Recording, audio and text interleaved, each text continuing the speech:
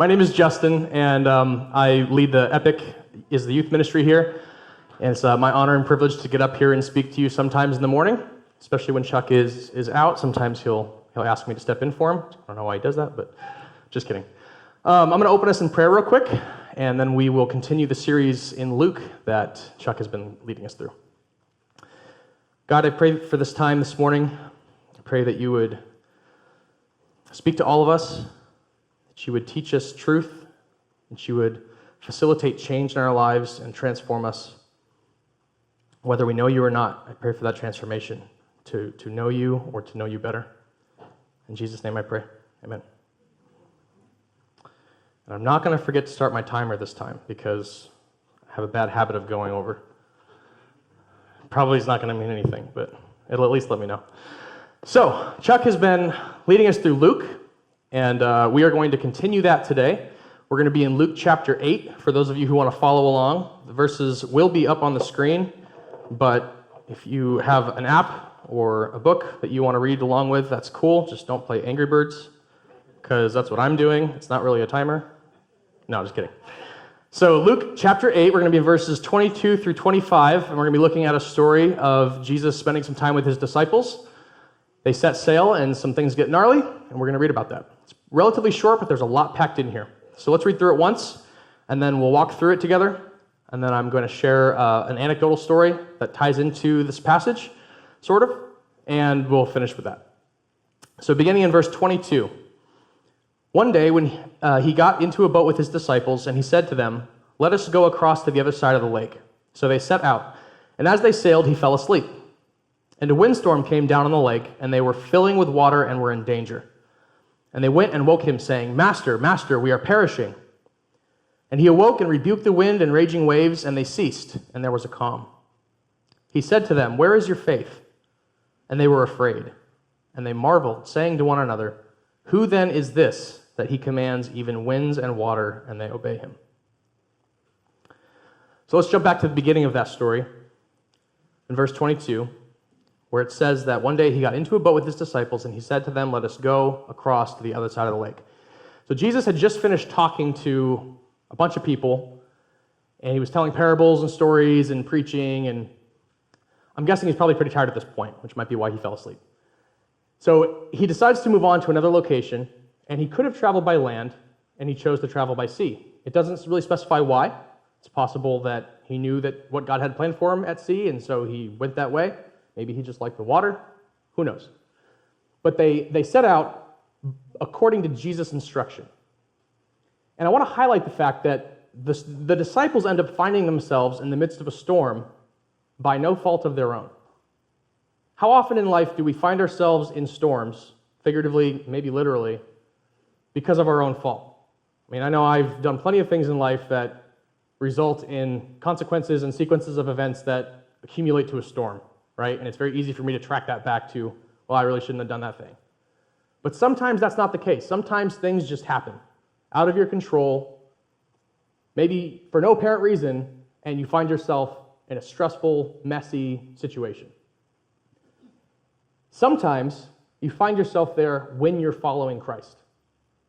And I think that's key, because some people have, you have this kind of skewed perspective of a life following Jesus, thinking that it's all bright and shiny and fun and calm and peaceful, and that's just not the case. Especially living in a world that is not following God and that is actually, quite frankly, opposed to God. You can't follow Christ and not face some kind of trouble without living in a hole, which I guess, maybe some of you live in a hole. It's possible. So in this story, the disciples are following Jesus. They follow him directly smack dab into a storm. And Jesus is asleep because he was probably tired. Maybe he ate a lot of tacos or something. But he's passed out in the captain's quarters of the boat. We'll call it the Titanic. It's basically the same thing, except made of a different material and none of the same plot line. But anyway, we'll call it the Titanic. So they're on the Titanic, and they're sailing across the Sea of Galilee. Jesus is asleep, a storm comes down, and the disciples start freaking out. So they go and wake him up, right? They don't know what else to do. Wake up Jesus. "Master, Master, we're perishing." I don't know if that was an expression, in that time, like, when you're actually in danger of dying, you say you're perishing, like they clearly weren't dying yet. So I kind of read it as they were freaking out and exaggerating a little bit. Made me kind of laugh because I do that sometimes and I've seen it, and I'm sure all of you have seen somebody else in this room do that. You've never done it, of course, right? Never exaggerated, the truth, but they were in real danger. So whether or not they were exaggerating their cry out to Jesus, they were in legitimate danger. The boat was filling with water and were in danger. So sometimes we've come up against a dangerous situation or a fearful situation, something stressing us out, and sometimes it's perceived, we kind of read into things or we blow things out of proportion and we stress ourselves out, and other times it's not, right? You can find yourself in real, actual danger when you're following Christ at no fault of your own. That's okay. And we're going to look at why that's okay. So Jesus wakes up. He rebukes the wind and the raging waves. Another account in one of the other Gospels says that he said, "Peace, be still." So he spoke. He used his words. I did not mean for that to sound like a toddler. He used his words and he spoke to the wind and waves and he commanded them to be still. And they obeyed him. And then look at his reaction to the disciples. Where is your faith? Now, at first glance, this looks like, a form of rebuke. Like, where's your faith? Why don't you have faith in me? Which I think it was. But I got thinking about this verse, about this question that Jesus asks, in a literal sense, right? Where was their faith? When you think about it, you look at the situation, they're in a boat, they're basically helpless, powerless, at the mercy of the storm. What were they trusting in? Maybe they were trusting in the boat, but that faith probably started eroding when it started filling with water. Maybe they had faith in each other, maybe they all thought each other was the better sailor, and that faith probably started eroding when they all started freaking out and screaming that they were dying. Maybe their faith was in the weather. I don't think the storm was there when they set sail, so maybe they just are like, it'll be fine. Well, then that faith corroded when the storm hit. I don't know where their faith was, but it's an interesting question to ponder. And I challenge you to think about your own life and ask yourself that question. Where is your faith? Not just when times are tough, but also when times are good. Because it's easy to, when things are good, it's like, oh yeah, I totally trust God. Everything's great. Why not trust him? Everything's cool, right? But when things get rough, that's when we freak out, we cry out. And sometimes I think that we freak out because our faith was misplaced in the first place. When your world gets shaken, or a relationship gets shaken, or your job situation gets shaken, or your finances get turned upside down, I think sometimes we react in fear because our faith was in that thing that got shaken up. So I would challenge you to think about that. Think about what part of your life, if you were to imagine it suddenly being shaken up or taken away, what part causes you the most stress? Now, don't do this right now, because I don't want to be freaking out and running out and having anxiety attacks everywhere. It's not the point of the exercise. The point is to think through what parts of your life do you seek stability in, to the point that if that thing were not there, you would be screaming at Jesus, "Master, Master, I'm perishing." Right? Because that is a healthy exercise to go through, to look at ourselves, to ask God to reveal to us where we're lacking in faith and what we've placed in our lives ahead of him or in place of him. And so Jesus asked them, "Where is your faith?" And they were afraid. I find that interesting. He's calmed the storm, right? It says the raging waves, and they ceased, and there was a calm. And they were afraid. I think this is a really important contrast between two different types of fear, two different types of being afraid. The first is a fear connected to impending doom, right? Harm, danger. You don't want to get hurt, or you don't want something bad to happen, and you fear that this is going to happen because there's a real danger. That type of fear solicits sort of a primitive brain function that we have, right? Fight, flight, and freeze. So when you face that kind of danger, if somebody's coming after you and they're going to beat you up, You're either going to run, you're going to fight them, or you're going to freeze. That's how our brain works. That's what that kind of the kind of response that fear solicits. The second kind of fear is one of respect and awe and marvel.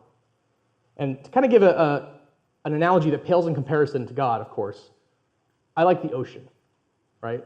It's a great spot to go to the ocean. I live here. I hardly ever go. My bad. But I love the ocean.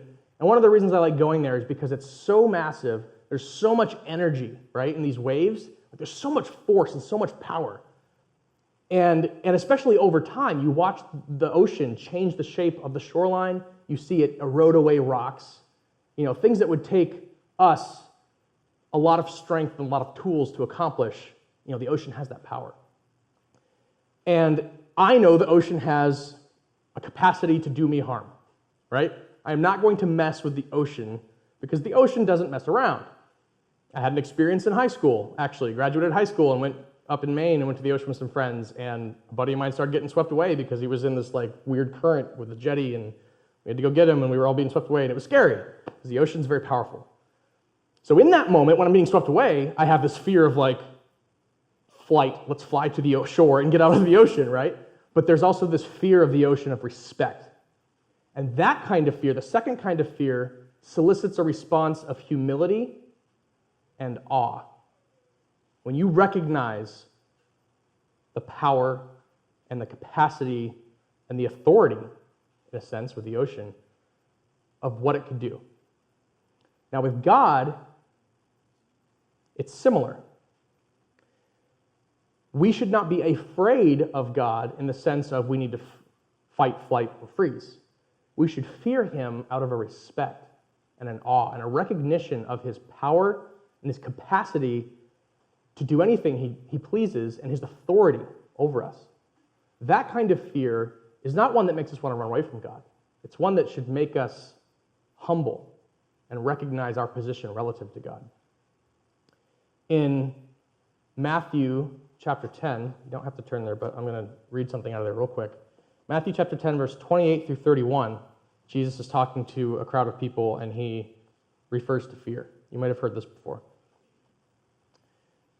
He says, "And do not fear those who kill the body but cannot kill the soul. Rather fear him who can destroy both soul and body in hell." I'm going to pause there. There's more, but I'm going to pause there.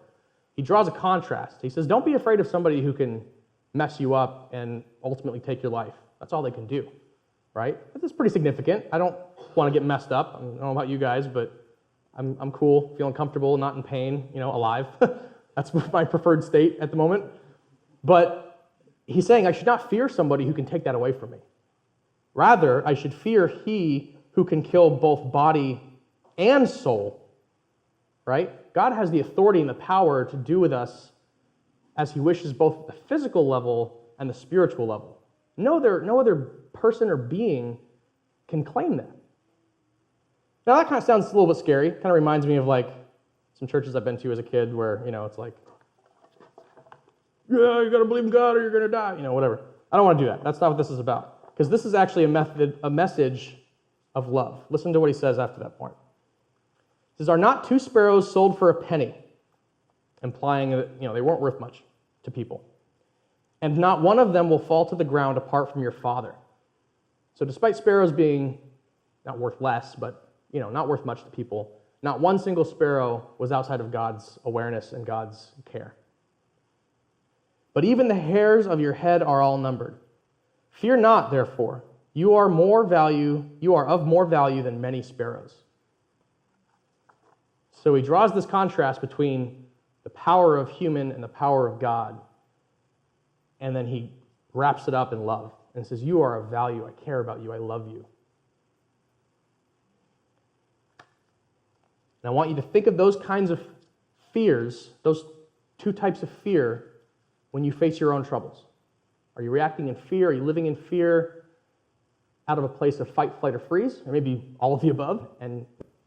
Or are you living out of a place of fear, of respect of God's power and authority, and responding in a way of humility and faith and trust because he cares for you? Let's talk about faith for a second. What is faith? It's kind of one of those weird concepts that like is deep and has all these definitions and stuff. I'm going to read real quick. Hebrews 11:1 says, "Now faith is the assurance of things hoped for, the conviction of things not seen." And in this context, kind of in a metaphorical sense, I want to paint a picture for you. You're on this boat, it's stormy, there's clouds, probably dark, there's waves rocking the boat, there's water coming into the boat, people are scared. You ever been around somebody that's so scared you can feel the fear? It's kind of like a chilly place to be. I've been there before. It's a little chilling. It's the best word I can think of. They're in that boat, people are terrified, maybe thinking they're going to die, clearly. If they were to have reacted differently, if they were to have had the kind of faith that Jesus was asking about, I think faith in that context would have been akin to seeing through the storm to the safety of the shore. Assurance of things hoped for, and the conviction of things not seen. And I think that in life, when we find ourselves in storms, I don't need to tell you that you're going to face storms. Everybody knows that, right? Some of you, I'm sure, are in many right now. Faith is seeing through the storm to the safety of the shore of eternity. And the reason we can see that, the reason we can have faith in that, we can hope in that, even though we can't see it, is because God's promised it. Now I can take this coin, a little South Africa coin. It's really warm. My hands are really cold. And I can put it in my hand, right? See me put it in my hand, and I can close my hand, and do like this, and do some funky stuff, and I can pull it back out, and I can say, the coin is still in my left hand. Now, if I tell you I'm not lying, I'm telling you the truth, and if you trust me, then you have faith, even though you can't see the coin, you have faith that it's still there, right? But then some of you know that I'm a hacker by trade, and therefore inherently untrustworthy. And so you think that I've done something, I'm kidding. You think I've done something sketchy with the hand, back behind my back, and that maybe I'm doing some kind of magic trick. I'm not a magician, and I'm making an illustration. Faith is trusting. If I tell you that I am not lying, and you trust me, and you know that I wouldn't lie, then you can have faith that the coin is still in my hand, because I've promised you that. And in my integrity, hopefully I'm not lying to you. Now, I am broken, right? I am a human being. I make mistakes, and all of you do too. And I might let you down. This might be a moment where I'm letting you down. God doesn't do that. God can't violate his own nature of goodness and perfectness and righteousness and justice. He can't. When they say nothing's impossible for God, I get the point of that, but logically speaking, he can't violate his own nature. That is impossible for him, and that's a good thing. I'm really glad that's impossible for God to do. He is good, and he can't not be good. So when he makes a promise, you can count on it. And he promises that Christ will return at some point in the future and set things right. And that is our shore. That is our shore of eternity that we can look through the storms of life toward. And the coin was still there, by the way. So, in case you were doubting.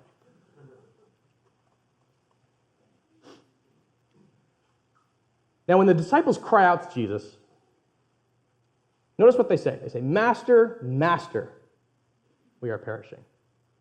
They start with declaring who he is in relationship to them, because he was their teacher, he was their master. And if you are a follower, that was apparently really off. If you are a follower of Christ, Jesus is your master, he is your Lord. And in Acts 2:21 it says, "And it shall come to pass that everyone who calls upon the name of the Lord shall be saved." So it's not just a matter of going to God and saying, "Help me, I'm perishing." There's a really critical piece here of being aware of who we are and who he is, and who he is to us, and declaring, "Master, Lord, that is who you are. I'm acknowledging that I am in submission to you. Save me." Can you guys hear me okay? Is this thing falling off? All right, cool. So if you find yourself in a situation where you're crying out to God, pause for a moment and meditate on who he is and call him by that name. Sometimes if I'm struggling just simply focusing on that and just attempting to grasp and wrap my head around who he is, and especially who he is in relation to me, sometimes that's enough. It's like I don't even have to declare what the problem is and ask for help. It's like just remembering who he is. Be still and know that I am God. Like, there's power in that. Master, Master, we are perishing.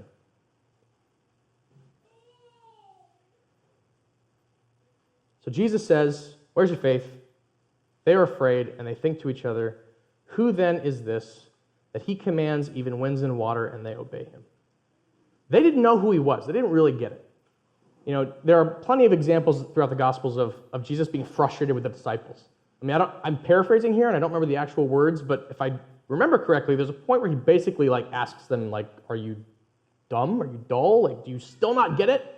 Do you not understand who I am, what I am doing here?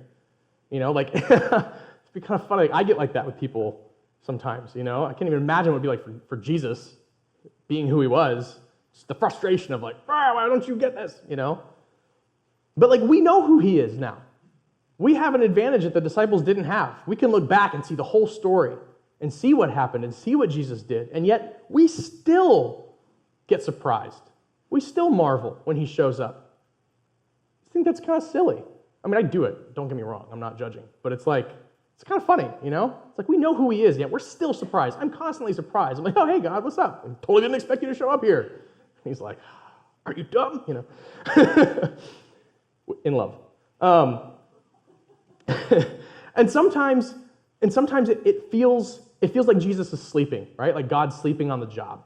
We're in a storm and something's going on, and we're like, God, where are you? And it's as if he's sleeping in the boat, not aware of what's going on. But that's not the case. That is never the case. God is never unaware of what is happening in your life. He's never surprised by something you tell him.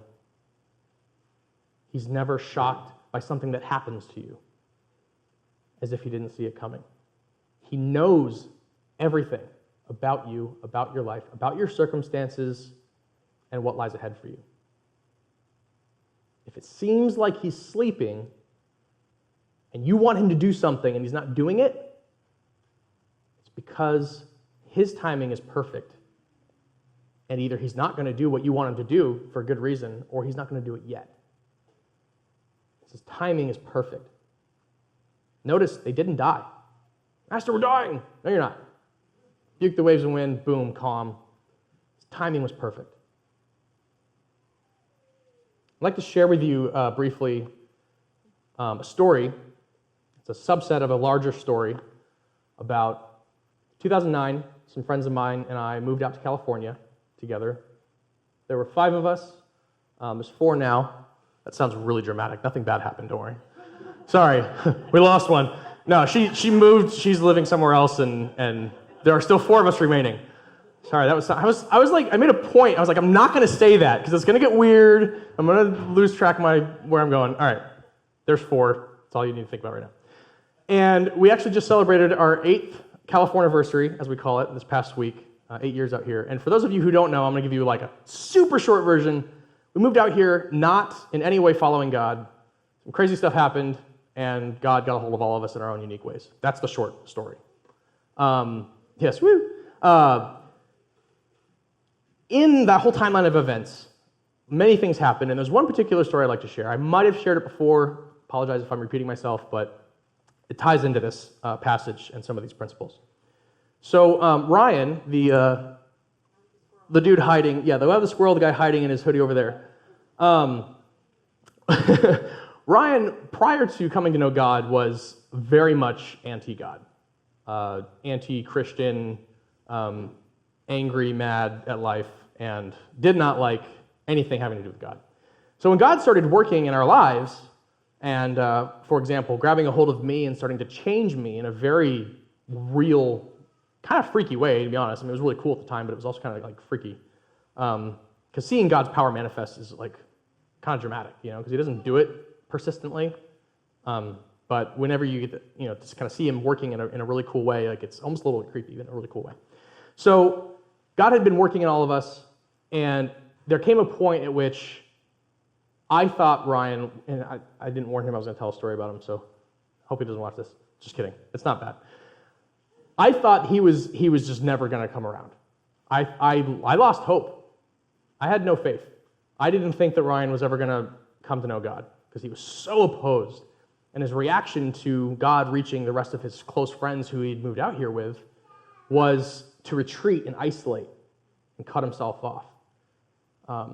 We had moved out here for many reasons, one of which was to get involved in some shady business. That's all I'm going to say.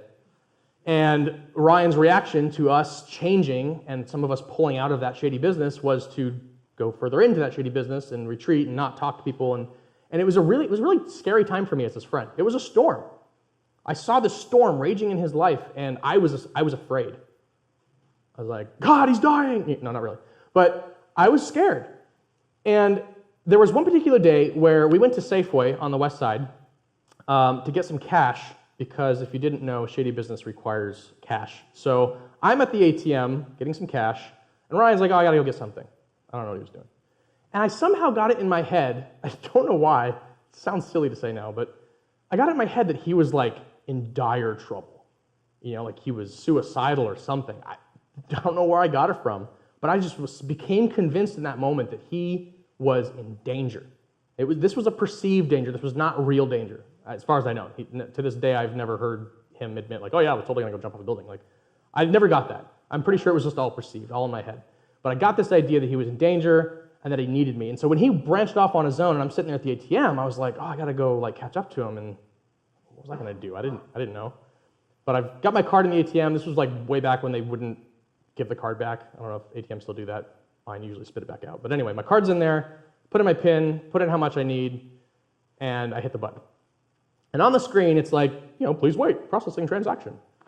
And it just stayed there. That message just sat there. And I'm like hearing things happening, and I'm like sitting there, I'm getting a little anxious. I'm like, why is this thing taking so long? And I'm like starting to worry about Ryan more. I'm like, I don't know where he went. I gotta go find him. Like, I gotta help him. Oh, but this thing is like frozen up. Like, what's happening? Like, maybe I should just go, but I don't want to leave my money behind, because clearly that's more important to my friend. I mean, I didn't think that. But looking back on the story, I'm like, what was I thinking? Like, if I was really convinced that he needed my help, like, who cares about the credit card, But in the moment, that's where I was. I was stuck in this state of not having any control, wanting this machine to respond to me, wanting to go help my friend that I was convinced was in trouble, and I was stuck. And I've thought back, I've nitpicked this story in my head over and over and over again, because I've always wondered, like, well, maybe I just thought that it was taking a long time. You know how your brain can kind of like slow down time, and it's like, oh my gosh, I was in the car for like half an hour. Like, no, it was 2 seconds, That's not the case. And I know this because I actually walked away from the ATM to the bank next door, who owned the ATM, to try to find somebody to help me get this ATM unfrozen, right? Because I was in this state of like, storm everywhere, and I'm going to die, and Ryan's going to die, and everything's terrible, and this machine's stupid, right? And then everybody was busy, and I couldn't find anybody to help me, so I went back to the ATM, and I'm like freaking out. And it reaches this point of climax where I break. Something in me snaps, and I realize I am powerless in that moment. And my fear of what might happen to Ryan was replaced with this intense peace that just washed over me as I entered this state of surrender, the state of admission that I have no power, that I have no control, that God ultimately is in control. And as soon as I realized that, like the instant, peace washes over me, the money spits out of the machine, the card pops out, and Ryan walks up to me. Literally, like, it blew my mind. I was just like in awe. And it was a little creepy because it was like synchronized, but his timing is perfect. I mean, there is just this storm that didn't even exist, it's just in my head, and I'm freaking out. And then as soon as I finally just let go and recognized who God was and who I was, he stepped in. He rebuked the raging waves in the wind of my mind, and there was a calm immediately. And then things just resumed. And Ryan was just like, oh, hey, what's up? I got my thing I needed. He was totally fine. Like, he was just getting some medicine or something. I have no idea. It was pretty gnarly. And God could have easily said to me in that moment, Where is your faith? You know, where was my faith? My faith was in myself. Which is a bad place for it to be. You know, it was in the ATM to give me money back, and then it wasn't giving me money back, so I diverted my faith toward the bank owners to fix their machine, and then they were all busy, so my faith in them deteriorated. I had no faith in God in that moment.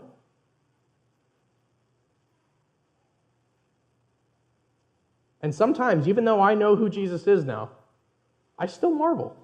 Who then is this? That he commands even winds and water and they obey him. Jesus has power over creation, over you and me, over the forces of nature, the laws of physics, all of it. He made it. He's the author. And he knows it better than we could ever possibly come close.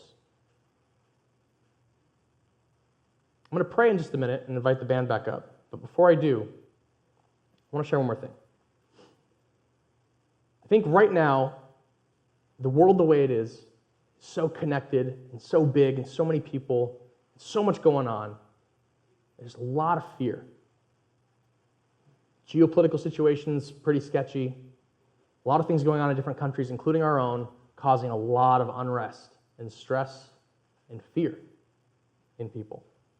I think that part of the reason that is because people have faith in government, in global government, in communities, in each other, in the human race as a species. And I'm not saying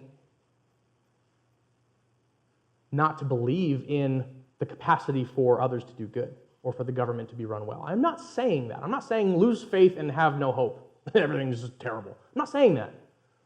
I'm saying don't trust in people, in governments, in world leaders, in the collective human race. Don't trust in that to deliver you, to be your Savior, to be your God, because you will be let down. Rather, place your faith in the Creator, in He who made everything and who oversees who's in power and who's not. And if you find yourself freaking out in fear about something you see in the news, something that happens in your family, something that happens at work, pause, think about who God is to you, think about where your faith is, and then just earnestly cry out to Him and trust in His timing and trust in His power and His authority. I'm going to pray for us. God, I thank you for this example of the power of your Son over creation, the lesson that we can learn through the experience of the disciples about fear and about faith, about trusting you when we can't see through the storm to the safety of the shore of eternity. Pray that you would open our eyes spiritually to see you working in our lives, to see you working in others' lives when it seems like there's nothing good happening. Pray that you would give us the humility we need to recognize who you are, to fear you in a healthy, respectful, awestruck way, and not to fear you in a way that causes us to fight you and resist you or run away from you. Pray that we would submit to you, that we would surrender. And God, if there are people here today who don't know you personally, who have not accepted your gift of salvation through your Son that you give freely, I pray that you would open their eyes, open their heart, show them who you are, make yourself known to them in an undeniable way, so that today, right now, a choice can be made. As your word says, choose this day whom you will serve. Pray that we would all choose to serve you. In Jesus' name, amen.